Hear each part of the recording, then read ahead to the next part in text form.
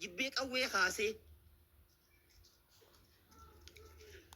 yoo xiqqaate waraana ummanni ifkee isaa baasee ummanni hidhachiise nama 3,364tu achi buutee miila bakar waareete heenje daataadhaa wajjin isinii kan daataadhaa waliin kana boodaas nagarraa abdii hin muran abaa'uun ittichis deebi'ee gamtaan Afrikaa gisee dhufu wajji taa'ee mari'atee mootummichi keessa walgahii dhiiteenje gamtaan addunyaa gisee dhufu wajji taa'ee walgahii hanqa gartee bakka bu'aan Ameerikaadhaa riphee lolaa warra kanamoo warra mootummaa kana ji'ee shakku takkatti yaada ijoolleen achirra dhiyeeffachaa turteerra maayikaa marseen ilaale waan isaa Twitter kiyya jala ni jira viidiyoon isaa san maxxanseen jira an akka adamitti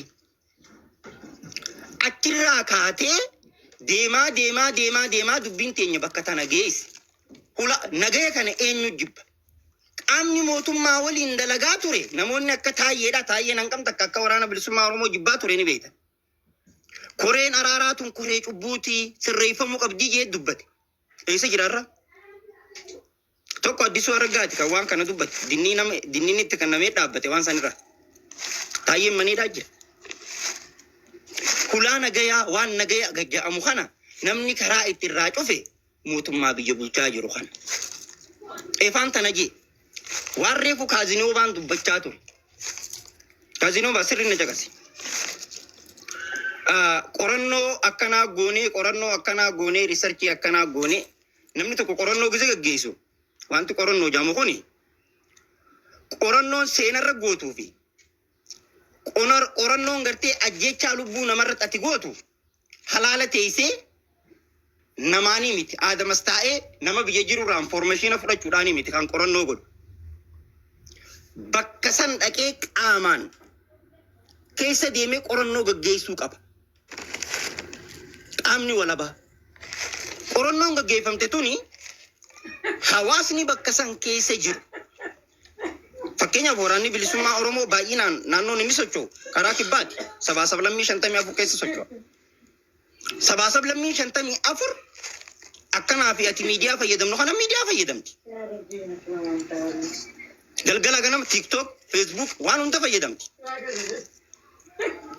duuba namoonni kuni osoo rakkoo waraanni bilisummaa Oromoo irraan gahe waraanni bilisummaa Oromoo rakkoo kanaan nurraan gahe jedhee silaa dubbataa jechuudha waraanni bilisummaa Oromoodha bara 2025 Desembar 22 keessa waraanni ummata Dabuub qabsoo godhu waraana bilisummaa Oromooti wajjin waliigaltee mallatteesse waraanni Sidaamaa akka jaaramee ummata isaatiif bilisummaa barbaadu waraana bilisummaa Oromoo gaafate godhee jira waraanni Affaariif ummanni bilisummaa Affaar barbaadu waraana bilisummaa Oromooti wajjin waliigaltee godhee jira laal amma gaa yoo sabaa fi sablammiin biyya keessa jirtu kan miidhaa ummata kanarratti deemaa jirtu taate jalqaba qaamni waraana bilisummaa Oromoo komachuu qabu qaama kana ammas isinin dhohisin waan nije yoo qaamni walabaa lafarra gabbu'ee waan dhufee qoratu taate naannawa ifii sochoonutti eegumsa gahaa goonaa fi jeen marroo dirribaadha gammachuu obboyyootis akkasuma jee taateen kun dhugaan jiraate taanaan hawaasa keessa gabbu'anii akka isaan riisarchii gahaa godhan riisarchii gartee mootummaan bocee itti kana osoo hin ta'in eegumsa gahaa goonaa fi jee yoo osoo gocha san godhanii waan jiraatan taate waraanni bilisummaa Oromoo sadarkaa kanatti hin kannuuf ture kan waa'ee Habashatti achisi deebi'a Habashaan Abiyyi Ahmad akka taayitarra jirus shaneedha jettiin waraana bilisummaa Oromoo bosona jirus shan nama maqaa taargaa qabu kana guututti ummanni Habashaadhaa bara qeessa abbaa baahireetirraa kaasee hanga arratti gaafa gartee maali warra asxeewochi kana sirna isaanii tokko ture maqaatu na jalaa bate achirraa kaasee hanga arratti aduu guyyaa tokko ummata Oromoo tiifi waraana bilisummaa Oromoo faarsaniin beekan waraanni bilisummaa Oromoodha Isin not terrorist. Sadarkaa addunyatti. Addunyaa beeka mandeeta laayisensa mataa ifii qaba. Faannoo wanti jantuun immoo terroristiidha. Ummanni Tigraay ka amma lafaa ka'ee qabsoo godhu jira kun terroristiidha. Because hin qaban mandeeta laayisensa hin qaban. Laayisensii waraana bilisummaa Oromootiif eessa fudhatanii yoom kannanii fi mana marii Swiidinitti kennameef. Arraa miti turee jira. Gaafa gartee Leencoo Lataafaatii fi Daawit Ibsaa fa'aan taayitaa gubbaa turan san. Isaaniif kenname. Laayisensii sun kan kennameef dhaabichaaf osoo hin ta'in waraanaaf kenname loltuudhaaf. Sigalee? Yeroonni arraan tana akkanatti xarrak ja'anii warri kun akkana maarreen tun akkana jinniin akkana galgalaa ganama gabaasa cubbuudhaa baasan kuni koottaadhaa karaa nagayaatiin nu keessa deemaa bakka eegumsa sinii goona. Fakkeenyaaf dhaabbanni mirga dhala namaatiif falmu kan Itoophiyaadha. Yeroo 18 ol mootummaa Itoophiyaa ka bulchaa jiru irratti ibsa baase. Akka waraanni Itoophiyaadha uummatarra rakkoo geessisaa jiru.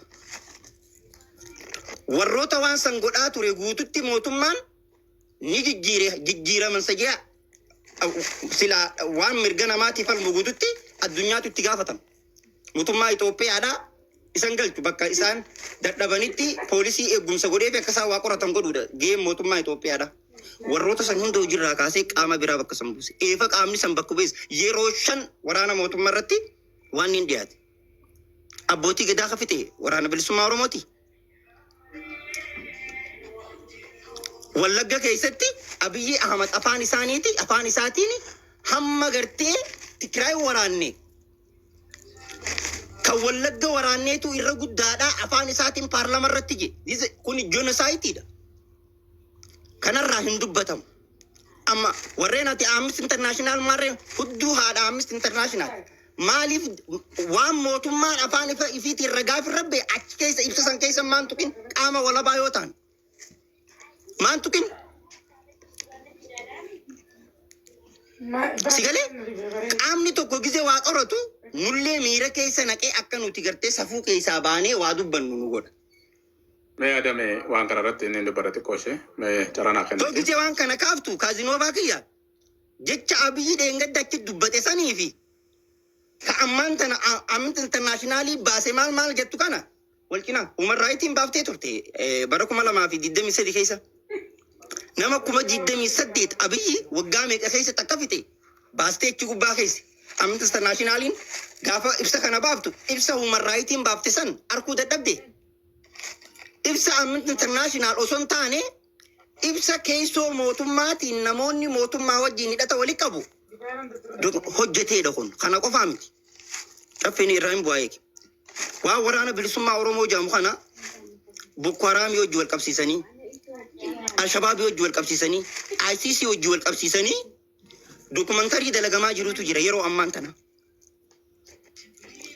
Itoophiyaa irraa kaasii hanga gartee Tanzaaniyaa fi waan ni ga'utti dokumantarii san gaafa isaan dhiyeessan human rights irra diddeen. Human rights qaamni jiru kuni waan ICC jedhamu kana Ameerikaadhaatti qeeqte. Sigalee Amnesty International akkas jee maarree no. Jecha mootummaan Itoophiyaa afaan isaatiin dubbate wabii godhachuu danda'uudha Amnesty International natti baantusa. Okay, chaffee go ifama na